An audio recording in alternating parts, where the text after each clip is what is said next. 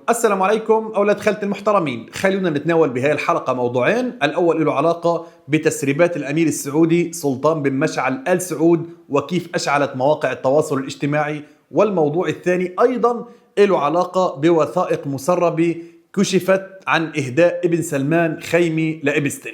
فخلونا نشوف التفاصيل لكن بعد هذا الفاصل. وبعدين يا سلطان مالكش حق الصراحة، ابن عمك بيعرض عليك منصب في الدولة فتروح تقول له ما يشرفنيش ليه بس يا سمو الأمير؟ واحد فاسد مكوش على مليارات بيجامل واحد فاسد مكوش على مليارات، فتروح انت بقى تقول له ما يشرفنيش؟ بتبيع سبح انت مثلا يعني؟ ما تقبل ده انا لو اتقتلت بسبب الفيديو ده هيكون فير جدا يعني. والبريطانيين انا قلت لكم اكتر من مرة اخفوا عنواني هويتي وانتوا اللي كنتوا بترفضوا في كل مرة، فاللي هو انتوا احرار. المهم يا عم خلينا ما نضيعش وقت ونسيب ملف القضاء والصحة النفسية ونروح نخش على فساد الحرس الوطني يا رجاله. لما جم فتحوا الامير سلطان ملف الاراضي قال لهم هو انتوا يعني اللي شرفة؟ انتوا فاكرين الحرس الوطني واللي عملوا الملك سلمان بنفسه ولا فكركم؟ ضجة كبيرة صارت عبر مواقع التواصل الاجتماعي وبالصحافي والمواقع الإخبارية بعد ما الإعلام المصري عبد الله الشريف نزل تسريبات للأمير السعودي سلطان بن مشعل. الرجل حكى كلام تقيل له علاقة بالفساد وغسيل الأموال داخل العائلة المالكي نفسها، وبالتسجيل طلع يحكي على ابن عمه اللي هو الأمير محمد بن سلمان، ويحكي يعني إنه حاولوا يحاكموه سنة 2017 وقت قصة اعتقالات الريدز، وأيضا بالتسريب طالب بمحاكمة ابن سلمان نفسه وكل الأمراء، بل إنه التسريب كان فيه شتائم للملك سلمان نفسه. فخلونا نشوف هالكم ثانية وبنرجع بنكمل. ولا عندي أراضي دولة ولا عندي أراضي وزارة الدفاع ولا الحرس الوطني، تيجي تحاسبني أنت مثل ذا؟ لا يعني لن أقبلها، لا أقبلها علي. هذا حرامي نص بن كلب حال قسم ولا انه يكون حريص على املاك الدوله. ما حلف الحلف هذا.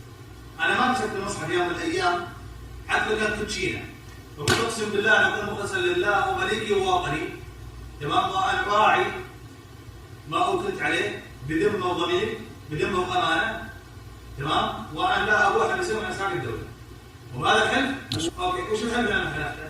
اعطني التلفزيون اللي انا حلفت فيه. وخلونا بهالكم دقيقة نحكي ملخص حلقة عبد الله الشريف والتسريبات اللي ظهرت فيها. طبعا مين هو مشعل بن عبد العزيز؟ بيكون أخو الملك سلمان، وكان رئيس هيئة البيعة اللي بتختار الملك وولي العهد، وأيضا كان وزير دفاع قبله وأمير مكي بعده، ومعروف بالسعودية بأنه أي أرض بتعجبه كان يعمل عليها سور ويكتب ملك خاص، وطبعا عنده شركات مليارية وشبكات فساد كبير. بطل الحلقة كان سلطان بن مشعل، هذا ابن مشعل نفسه، يعني ابن أخ الملك سلمان وابن عم محمد بن سلمان. وبالتسريب كان عم بيحكي يعني لأصدقائه عن أسلحة ونفوذ، وعم بقلل من قيمة واحد ضربه وشتمه وبتفاخر انه هو فوق القانون. الكلام الأخطر عزيزي المشاهد اللي ورد بالتسريب هو انه تهجم على القضاء وعلى محمد بن سلمان نفسه، وبيقول يعني الأمير سلطان انه القضاء فاسد، وانه الأمراء فاسدون، وانه رجال الدولة فاسدون،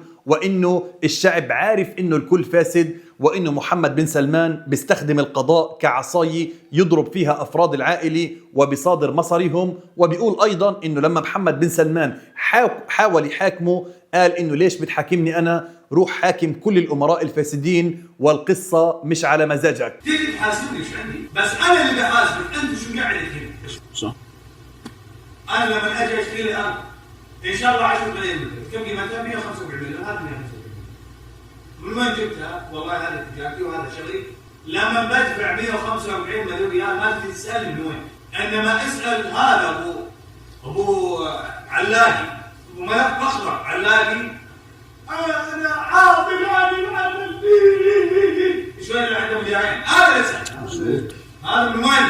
كمان بالتسريب سلطان بيكشف انه وزير العدل السعودي وليد الصمعاني عنده ملف طبي في مستشفى نفسي، وانه العائله كلها بتعرف، وانه عينوه رغم ذلك، وانه ابن سلمان عرض على سلطان منصب حكومي لكنه قال ما بيشرفني. ايضا سلطان بيحكي بالتسريب عن فساد ضخم باراضي الحرس الوطني، بيع اراضي بمليارات، تعويضات، شوارع واراضي بتتغير لجهات معينه، وبيقول انه الملك سلمان نفسه كان طرف في استرجاع أو تغيير أراضي. وفي وسط الكلام بيشتم الملك سلمان بالأم. لكن أغرب شيء كان بالتسريب لما قال سلطان يعني أنا ما أقسمت يمين الدولي فليش تحاسبوني؟ حاسبوا اللي حلفوا وقالوا إنه ما بدهم يسرقوا. يعني من الآخر بقول أنا ما وعدت بشيء فليش تحاسبوني على هاي السرقات. شاتوه من كل منصب لما يلا من عبد الله لا الحضارة كلهم أغنياء مثل الجديدة. الحضارة من اللي جابهم فيصل متزوج بنته ولده خاله عمه جده فهو كيف فيصل هذا الكلام عكوز. كذلك التسريب يا بن خالتي فيه كلام عن آل الشيخ وكيف إنهم متغلغلين بالدولة، وقال إنه الملك فيصل هو اللي دعمهم ورفعهم، وإنه كل الناس اللي تعينوا بالمناصب المهمة في البلد هن من آل الشيخ. وبذكر مثالا تركي آل الشيخ، المفتي آل الشيخ، العلماء، مجلس الشورى، كله من آل الشيخ. والفكرة اللي بدي يوصلها إنه آل الشيخ عائلة ممتدة داخل مفاصل الدولة من الدين للسياسي للإدارة. وقال كمان بالتسريب إنه عائلة آل الشيخ بتقوم بغسيل أموال، وإنه الأموال نفسها مسروقة بالأصل قبل ما يتم غسلها، وإنه هذا النوع من الأموال مرتبط بأموال جريمة، يعني مش فقط فساد بل نشاط مالي غير قانوني منظم. كذلك بقول الأمير سلطان بالتسريب إنه محمد بن سلمان بخاف من آل فيصل وآل الشيخ بسبب نفوذهم داخل الدولة. فيك تقول عزيزي المشاهد هذا أبرز ما ورد بالتسريبات اللي نشرها الإعلام المعارض عبد الله الشريف عبر قناته على يوتيوب. في عندك المعارض السعودي ناصر القرني ابن الداعية عوض القرني المعتقل في سجون ابن سلمان علق على التسريب بهذا الفيديو. خلونا نشوف هالكم ثانية وبنرجع بنكمل. اتوقع الكل شاف حلقة عبد الله الشريف والتسريبات اللي نزلها. إذا هذا حال الأمير اللي كان يتكلم باحتقان، والأمير نهاية الشهر ما راح يتسلف، أي دولة يبغى يسافرها راح يقدر يسافرها، أي شيء يبغى يشتريه راح يقدر يشتريه، ومحتقل لهذه الدرجة. فكيف الناس في الداخل؟ الشعب كيف؟ العوائل اللي نهاية الشهر لازم يتسلفون حتى يسددون فواتير الكهرب والمويه، الأب اللي لازم يتسلف حتى يأكل عياله، الشاب اللي قاعد سنين عمره وهو عاطل. إذا هذا حال الأمير كيف حال الناس في الداخل اللي قاعدين يسحقون حرفيا؟ الوضع مأساوي، وأي واحد ما قاعد يشوف الوضع كارثي في البلد هو وحده حاجتين: واحد أعمى فعلا، لا حتى الأعمى قاعد يشوف حاجة واحدة فقط، يبغى البلد يستمر في الاحتقان حتى يتفجر. الناس في الداخل يعني يسولف قبل كم يوم نقول من مرتاح في البلد؟ المعلمين قاعدين يعانون، الطلاب يعانون، الشباب يعانون، العوائل يعانون، التجار يعانون، الكل في الداخل قاعد يعاني. أيضا المعارض السعودي تركي الشلهوب كتب: ما كشف في هذا التسريب من فساد وسرقات وإهانة للملك وسبه وشتمه وشتم ابن سلمان، وكشف الفساد والسرقات، وكشف كيف يتم سرقة الأراضي وسرقة أموال الدولة وتعيين المرضى النفسيين في مناصب رفيعة مثل وزير العدل. شيء صادم حقا، نكرر ونقول ما خفي أعظم. ومثل ما بيقول المثل المصائب لا تأتي فرادى. في عنا أيضا تسريب آخر له علاقة بمحمد بن سلمان نشرته مجلة بوليتيكو الأمريكية، وهو عبارة عن تحقيق ضخم عن وثائق سرية طالعة من أرشيف رجل الأعمال المثير للجدل والقذر جيفري إبستين، وهو نفس الشخص المتهم بقضايا اغتصاب أطفال وقُصّر، والمعروف بصلاته الواسعة مع السياسيين والمشاهير ومن بينهم ترامب نفسه. الوثائق اللي انكشفت عبارة عن مئات الرسائل اللي طلعها محققون في الكونغرس، وبتبين قديش إبستين كان عنده شبكة اتصالات دولية ضخمة.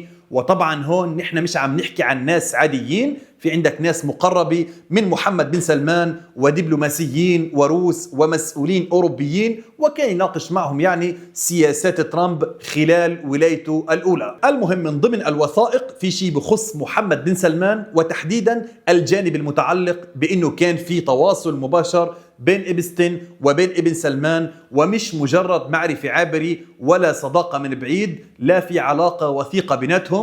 وأول دليل كان واضح هو رسالة إلكترونية في ديسمبر 2016 إبستين بعت فيها للملياردير الأمريكي توم بريتسكر، وقال له حرفيا: بتتخيل إنه محمد بن سلمان بعت لي خيمة بالسجاد وكل شيء؟ يعني ابن سلمان بعت له خيمة بدوية كاملة كلها هدايا شخصية، وهذا النوع من الهدايا يا بن خالتي ما بنعطى إلا لشخص العلاقة معه بتكون مش بسيطة أبدا. توم برد عليه وبقول له يعني الخيمة رمز حب أو كود سعودي لازم تفهمه. مجلة بوليتيكو علقت على هاي الرسائل وقالت إنها بتكشف إنه إبستين كان عنده تواصل مباشر وشخصي مع محمد بن سلمان بوقت كان فيه ابن سلمان عم بصعد بسرعة داخل الحكم، ومثل ما ذكرنا هاي التسريبات عام 2016 وصعد للحكم محمد بن سلمان وتمكن من الكرسي عام 2017. المجلة يا بن خالتي بتقول حاولت تاخذ تعليق رسمي من الجانب السعودي حول طبيعة العلاقة، بس ما في حدا رد ولا شرحوا ليش ولي العهد السعودي أصلا بعت هدية خاصة لشخص مثل إبستين. باختصار يا بن خالتي الوثائق المسربة بتلمح إنه علاقة محمد بن سلمان مع هذا الرجل القذر جيفري إبستين أكبر وأعمق بكثير من اللي الناس بتتخيلوا. بس هاي المواضيع اللي كنا حابين نحكيها بهاي الحلقة. بس هيك، والسلام عليكم ورحمة الله تعالى وبركاته.